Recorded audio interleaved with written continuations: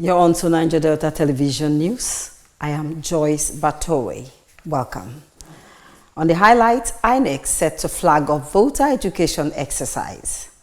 NLC calls for upward review of the national minimum wage. Plus, NDLEA bursts international criminal group in Nigeria. In a bid to maximize gains of the continuous voter registration exercise in Bayelsa State, the Independent National Electoral Commission, INEC, has set aside September 11 to flag off its voter education roadshow. The roadshow is being organized by the Voter Education, Publicity and Gender Department of the INEC office in the state, according to Mr. Christian Utong, who heads the department. Mr. Utong disclosed this on Saturday during a strategic engagement with accredited voter education service providers in Yenagoa. The meeting brought together civil society groups, advocacy networks, and community partners committed to enhancing voter sensitization for the ongoing continuous voter registration exercise, which runs from August 2025 to August 2026. Utong explained that the roadshow will serve as a direct channel to engage residents across towns and rural communities through drama, music, and interactive outreach. He stressed that the initiative aims to dismantle misinformation around the CVR exercise, encourage voter status checks, and ensure that all eligible citizens secure their permanent voter cards. Explaining further, Mr. Utong said that the CVR is strictly for citizens who have not registered before, those who have recently turned 18 years, and individuals with lost, defaced, or damaged PVCs. Residents of Yenagoa have called on the Bayelsa State government to mete out strict punishment on sanitation offenders. The residents who made the call in an interview with NDTV News highlighted the health implications of improper waste disposal. Correspondent Blessing Okilo completes the reports. According to these Yenagoa residents, Emmanuel Favor and Harassing Eze, indiscriminate disposal of refuse is a threat to life and abuse to the environment. While Favor revealed that sicknesses such as cholera can be contracted in a dirty environment, Eze hinted on the negative effect it has on economic activities. Disposing refugees on the road, in the gutter, it's not nice. It's not nice. It promotes pollution. It promotes diseases, it promotes, infections and all the rest, and then it contaminates the air. For people in business, it drives away their customers. When the environment is polluted, it doesn't allow potential customers to enter. It scares people away. On their part, Madoka Chijoke and Blessing Okilo, who suggested waste recycling, called on government to sanction environmental sanitation offenders in order to curb the ugly trend. People need to know that most of these things that we throw away, there are some persons that use it as a raw material. So by the time you sensitize people to understand that they can make money from these things they throw away, by so doing, you can reduce improper waste disposal. The answer will be one on making law enforcement. A strong sanitation law should be put in place, and offenders who dump refuse illegally should be fined or punished to serve as a deterrent. Two is partnership with private sectors and NGOs. Government can partner with private waste management companies and non-governmental organizations to improve efficiency in waste handling. It is worthy of note that a clean environment breeds healthy living. Blessing Festus reporting for NDTV News. Nigeria, Africa's most populous nation, is faced with economic downturn, according to economic analysts. Despite its vast human and natural resources, including oil reserves, a substantial number of its populace still live below the poverty line.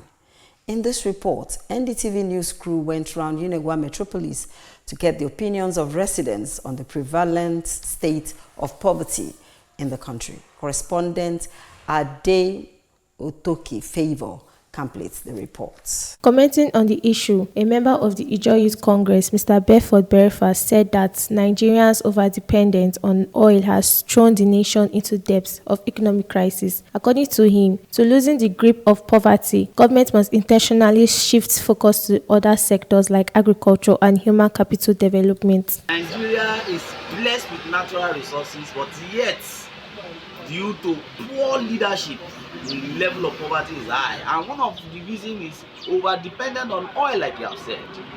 It's a mono-economic system we are practicing, and it has bewitched us as a people. It has made us lazy today.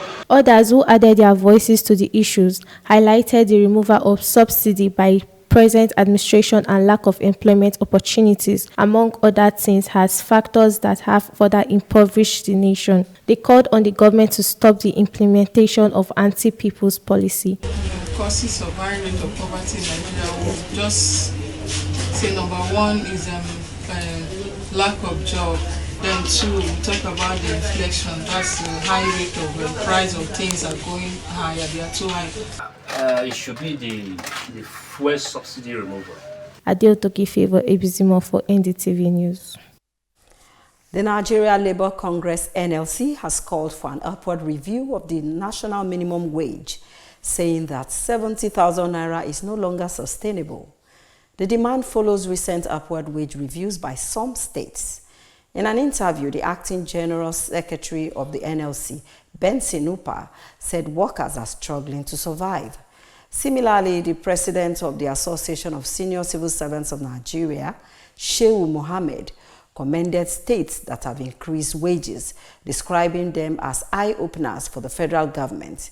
He said, right from the beginning during the negotiation, the demand was for a living wage, and Labour submitted 250,000 naira as a reasonable benchmark.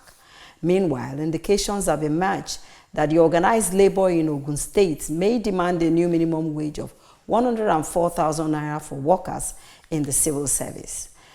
Labor leaders in the state, including chairman of the NLC, Ahmed Benko, and the Trade Union Congress, TUC, Akim Lasisi, disclosed this during their separate exclusive interviews yesterday in Abeokuta, the state capital.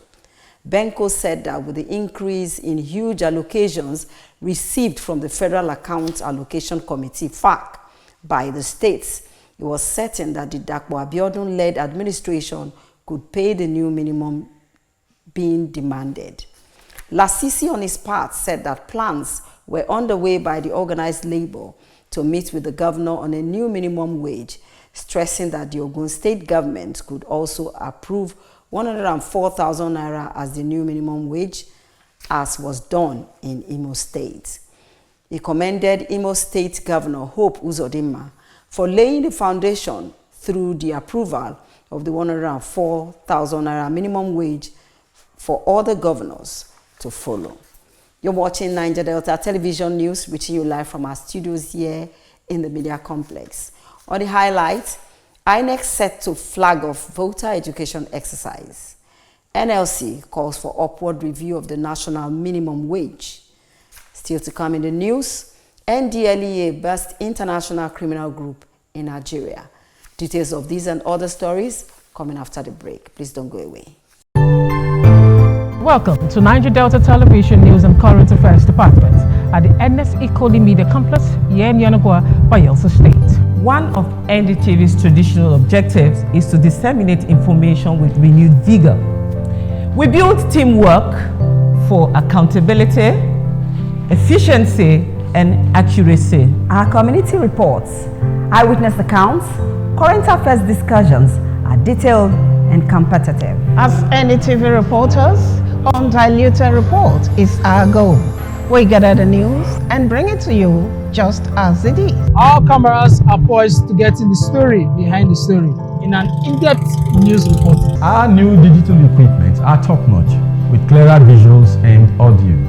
NDTV is repositioned to serve you better. Join us on the news every day at 7 a.m., 12 p.m. and our major bulletin at 7:30 p.m. on Channel 25 UHF. NDTV, crystallizing the vision. Welcome back. NDTV News continues. The National Drug Law Enforcement Agency, NDLEA, has smashed an international organized criminal group with strongholds in Nigeria, the United Kingdom, Brazil, Australia, and the United Arab Emirates, in a series of coordinated operations that ran for 2 weeks across Lagos and other parts of the country. The clampdown, described by NDLEA as one of the most significant in recent years, followed the interception of a Sydney-bound cocaine shipment worth over 5.3 billion naira at the Murtala Mohammed International Airport, Lagos. NDLEA spokesperson Femi Babafemi said the breakthrough began on Tuesday, 26 August 2025, when officers at the Lagos airport uncovered 76 cartons of textile materials destined for Australia. A thorough search revealed 16 large blocks of cocaine weighing 17.9 kg hidden inside lace fabrics and laced with local charms allegedly meant to provide spiritual cover against detection by law enforcement agencies. And on the entertainment scene, Otun Yota Alleluia Akpobome, popularly known by the stage name Alibaba, has been evicted from a Victoria Island property. The eviction was carried out by bailiffs of the Federal High Court in Lagos. Daniela Danjuma has details of this and more on entertainment stories. Popular Nigerian comedian Ali Baba has reportedly been evicted from his multimillionaire mansion in Victoria Island. According to reports, Ali Baba and his company were evicted from the mansion located at 324A Akin Ogunlewe Street by bailiffs of the Federal High Court following a writ of possession signed on August 15, 2025. The report stated that the mansion was acquired by Ali Baba in 2021 by the Asset Management Corporation of Nigeria, AMCON, for 220 million. During the course, AMCON claimed it was recovering debts allegedly owed by Harold Expansion Industries Nigeria Limited. However, Harold Expansion disputed the debt and counterclaimed that they have already made payments with their lawyer, Benjamin Olaiwola Sadibo, insisting the property was wrongfully sold. Despite the swirling reports, Ali Baba and his management are yet to speak on the issue. Still on entertainment news, Temi Ajibade, the daughter of billionaire Femi Otedola, has gotten the internet buzzing after revealing plans to flood fans with more images and videos from her wedding to artist Mr. Eazi. The fashion blogger, who married her longtime lover across 3 continents, revealed on her X handle new wedding images fondly addressing him in Yoruba as Okomi.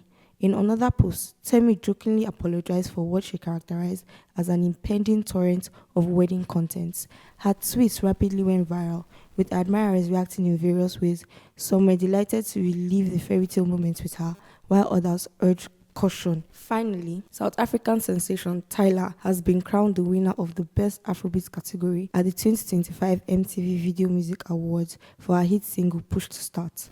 This win underscores the growing recognition of African artists on the international stage and highlights the continued dominance of Afrobeats in global music trends. Tyla's victory came alongside several other African artists who earned nominations this year, including Nigerian stars Ashake, Burna Boy, Rema, Tems, and Ayra Starr. Their presence in multiple categories reflects the continent's expanding footprint in the global music scene, cementing Africa as a key player in shaping contemporary pop and Afrobeats worldwide. Daniela Danjuma reporting for NDTV Entertainment News.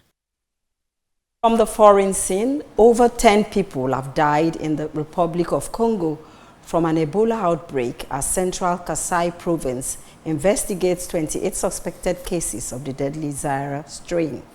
For details of the report and other foreign stories, let's join Bekaway Williams. Health officials in the Republic of Congo have reported that more than 10 people have died following an outbreak of the Ebola virus. Laboratory tests confirmed the presence of the Zaire strain, a rare but highly fatal variant of the disease.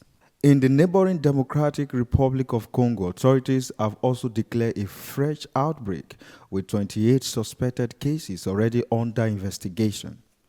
Teams have been deployed to trace contact and strengthen surveillance in the affected communities. Ebola, a hemorrhagic fever believed to originate from fruit bats, remained one of the world's deadliest viruses, with some strains recording mortality rate up to 90%. Officials say swift containment and vaccination campaigns will be crucial to halting the spread. After 5 people have been killed in a shooting in Jerusalem, emergency service has confirmed the attack took place in a busy area of the city, prompting a large security and medical responses. According to report, authorities say several others were injured and rushed to nearby hospitals for treatment. The identities of the victim and the motive behind the shooting have not yet been released. Police has condemned off the scene and launched an investigation while emergency responders continue to assist survivors. Officials have urged the public to avoid the areas as inquiries continue. An Australian woman, Erin Peterson, has been sentenced to life in prison for killing 3 of her relatives with poisonous mushrooms. A court in Australia rules she must serve at least 33 years before being eligible for parole. Prosecutors said Peterson served the toxic meal during a family gathering, leading to the death, sparking one of the country's most shocking murder cases in recent years. Investigation confirmed the mushrooms used contain a deadly toxin. The case drew widespread attention across Australia, with authorities warning about the dangers of consuming wild mushrooms. Peterson's conviction has been described as a grim reminder of how lethal food poisoning can be when deliberately used as a weapon. U.S. President Donald Trump threatened Sunday to impose more sanctions on Russia after the Kremlin unleashed its biggest ever aerial barrage at Ukraine. Russian missiles and drones rained down across Ukraine early Sunday, killing 4 people and setting government offices in the capital Kyiv in ablaze. Trump told reporters after the assault he was not happy with the whole situation, and he said he was prepared to move forward on new sanctions on Moscow. Ukrainian President Volodymyr Zelensky said he was counting on a strong U.S. response.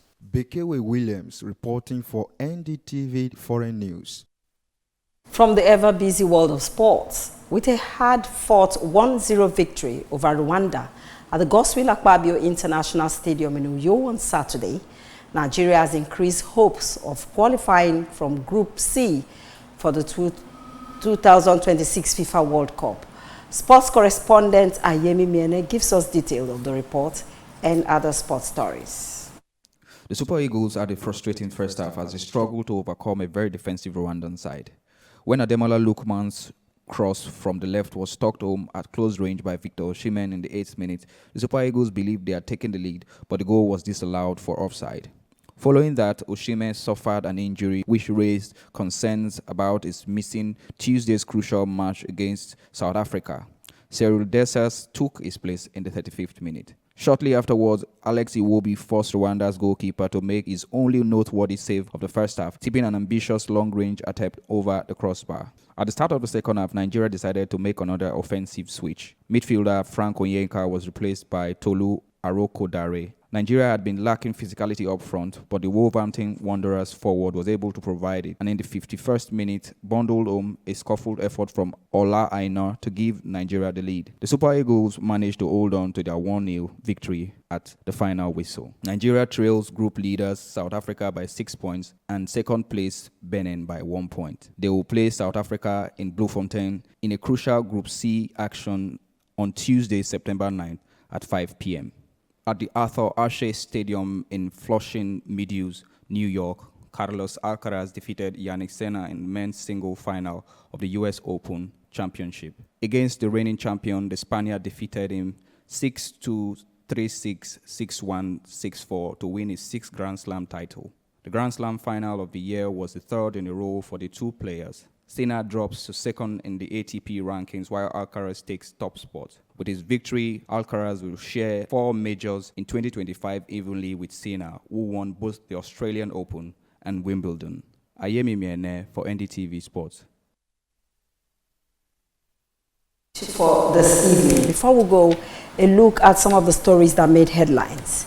In a bid to maximize gains of the continuous voter registration exercise in Bayelsa State, The Independent National Electoral Commission, INEC, has set aside September 11 to flag off its voter education roadshow. We also brought you a report that the Nigeria Labour Congress, NLC, has called for an upward review of the national minimum wage, saying that 70,000 naira is no longer sustainable. The demand follows recent upward wage reviews by some states. And finally, the National Drug Law Enforcement Agency, NDLEA, has smashed an international organized criminal group with strongholds in Nigeria, the United Kingdom, Brazil, Australia, and the United Arab Emirates, in a series of coordinated operations that ran for 2 weeks across Lagos and other parts of the country. That's the size of our package on the news. I am Joyce Batowe. Thanks for watching.